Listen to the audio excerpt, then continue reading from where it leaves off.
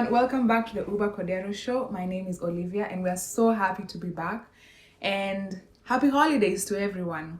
With me is Cordero. Welcome. Thank you. So many of our subscribers have been asking us to talk a little bit about self-improvement videos, about schooling and such stuff. And so today we're going to talk about how to apply to graduate school in the United States. So Uba, what do you like about graduate programs in the United States? Oh, thank you. I love the graduate school system in the United States. I think one of the greatest strengths of the American educational system is how strong their research programs and funding of opportunities that are available to many students. So because of that, there's enough for students to do and for funds that support such processes. Mm-hmm. And that's really why. And I've benefited a lot from it. I've gone to 2 different graduate systems in the United States, and all of them have been incredible and very professional. Mm-hmm. Yeah. That sounds really good. Yeah. So let's talk about the process. How does one identify a graduate program? So, for example, if you are interested in a research program, many people are driven to different things. Some economics, some sociology, the natural sciences, physics, chemistry. It's kind of broad. So, whatever one is interested in, they're gonna look at schools that offer that program, and they could examine, say, top 10 schools in economics, and they tap a Google search and find the schools. And then within the school's program website, they will look for the graduate program director and write them an email, introduce themselves. I normally advise students also to contact the office, the graduate registrar or graduate, the person in charge of graduate school's office. Secretary or something, the different title, and email them the same because they are more responsive sometimes than the professors.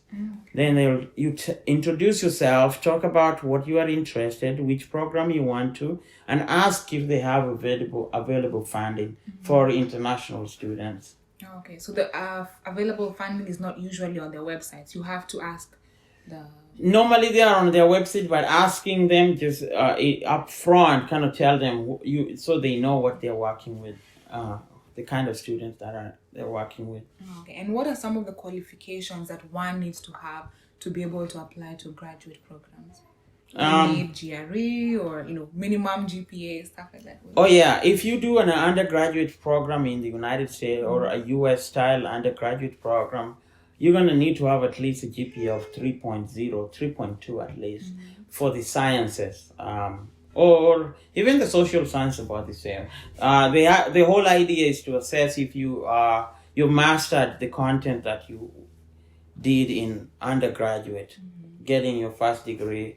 If you are in a Commonwealth kind of system, like England or South Africa or Kenya or Malaysia, you will need to have at least second class honors, say upper division or lower.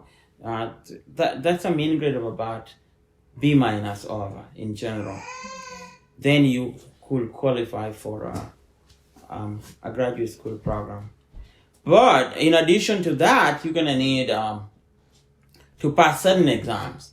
Broadly speaking, it's usually the graduate requirement exam, GRE, that you have to score, in my experience, at least 300 points. That's 150 on grammar, English and comprehension, and 150 in mathematics and logic. What's the overall grade? The overall grade I'm not sure about the amount that you have to score, but at least you have to show that you passed it, and that the threshold here is about 300 plus the writing score, and you have to score over 5 over 10. So what does the process look like? So you'll identify, maybe the advisor, and then submit your application, and then what next? So you already contacted the graduate program. You're talking to the secretary or officer and the graduate. You found a professor that you want to work with, and you are talking to them. The next process is to complete the application and write what we call a statement of research or a statement of purpose. And this is really the most important document that you submit, having scored adequate points in your GRE. And in this document, you lay out your research program, what you want to do, and why you should be a fit in that program. And this is why students have to put a lot of work. You can't do it overnight and send it and expect to graduate.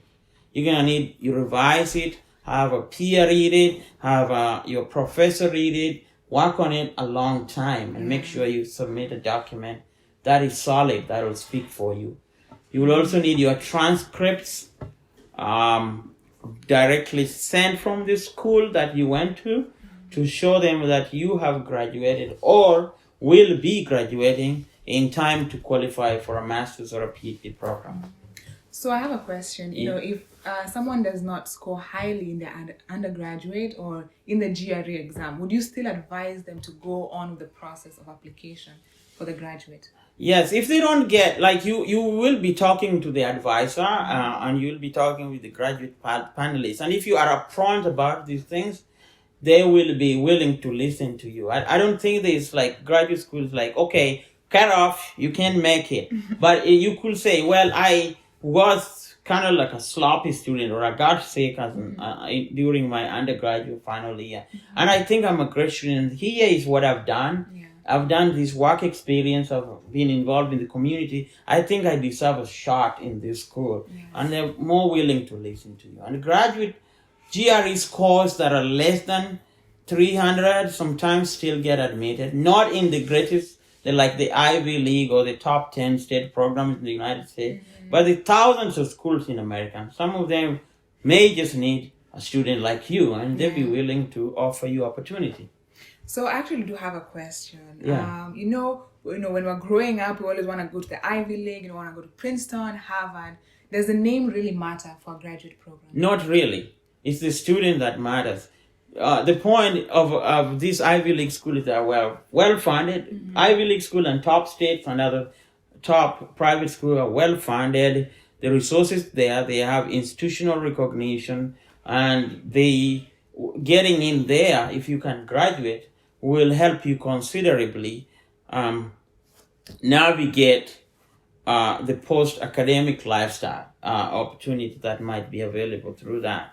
But going to a school that is maybe in a Midwestern school that's not known, a regional school, still does not eliminate you from being competitive. It's the type of student that you are and the type of research that you do that makes the distinction at the end. Okay. And so how about the visa process? You know, at what point do you now change your status of visa process, or is it the school that does your visa application for you? No, you will have to do this yourself. You'll also have to, well, we are assuming people applying this already have a passport. And once they go through and get an admission letter, and the school says, well, we have admitted you and we're going to fund you for 4 years or something up to this much, then you will get a document called the I-20, which will indicate how much they are willing to give you, and use that to go to the embassy. And at the embassy, they'll give you a visa, and that visa will allow you to come to the United States. So you have to get the admission. You have to get the school, and they have to admit you. You have to qualify, and then you have to start the visa process. Actually, at the point when you gotten funding, the visa shouldn't be a problem unless you really screw it up and you lie or say, or you have some criminal background that nobody knows about, then it's going to come up at the visa.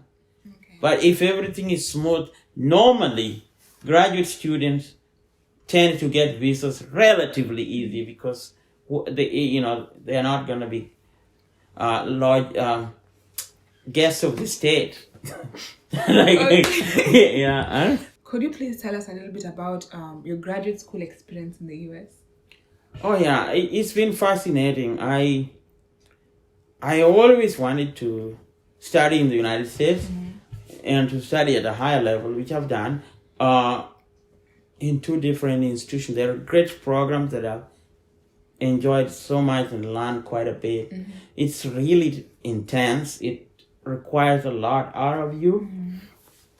And graduate school can put incredible pressure, financial pressure, as well as emotional pressure to you. But if you know what you want to do, it could be a smooth sailing. It's gonna be rough, and it's gonna ask a lot from you, but anybody can do it. If you have grit, you have honesty, you have determination, and you know where you want to go in life, then you can do it. And graduate school tend to have a supportive atmosphere that's usually very collegial, because everybody knows that it is intense. Not all of them, but many of them tend to be very supportive. A PhD journey could go sometimes up to 10 years, but sometimes as short as 4 years long. And a master's program could be 1.5 to about 3 years long. Okay. Yeah. Those sounds like great words of wisdom. And as we wrap up, how would one prepare for a graduate program? Emotionally, financially, all of those.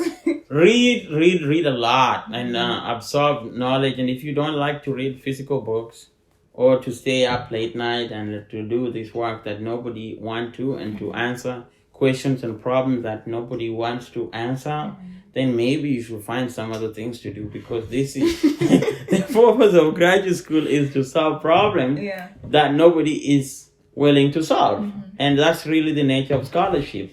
So if you're not moved with that, then this is not the career you want to pursue. And it doesn't promise much financially, but it promises much in terms of satisfaction. Yeah. And I'm sure also in the long run.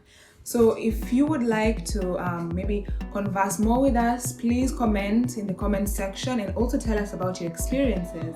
And if you haven't yet subscribed, please do subscribe. We'll see you in our next video.